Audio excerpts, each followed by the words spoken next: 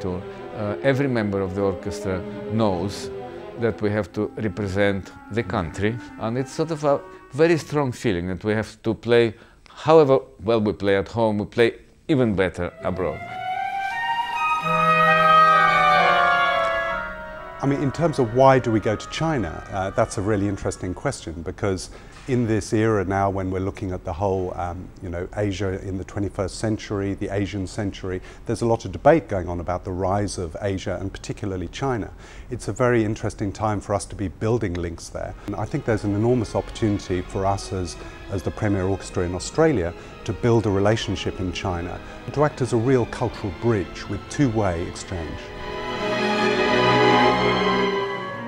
Audiences in China are now wonderful. They listen very carefully, very silently, and they react spontaneously, and very warm audiences now. They're learning, and I think they already learned quite a lot in the last, 20 years.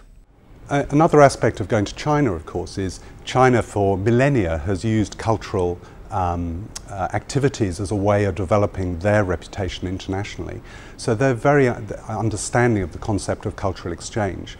So in this, the 40th anniversary of diplomatic relations between Australia and the People's Republic of China, it's really great that we can go to Beijing with a really fabulous program, top artists, and be able to use that as an official function to celebrate that 40th anniversary.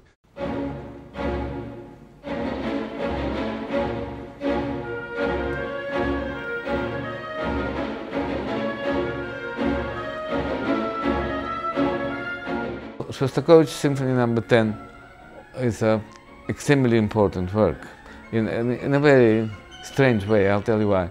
It's one of my favorite pieces, generally, and maybe it's apart from Symphony No. 5, I think it's one of his best symphonies. You can't choose between 5 and 10.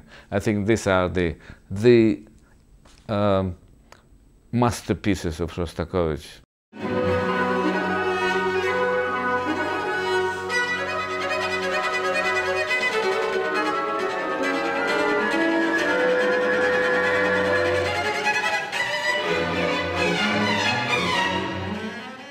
What can you say about the Dvorak Concerto? It's one of the masterpieces. It is the piece for the cellists. It's so well known that hardly anyone has to say any more about it.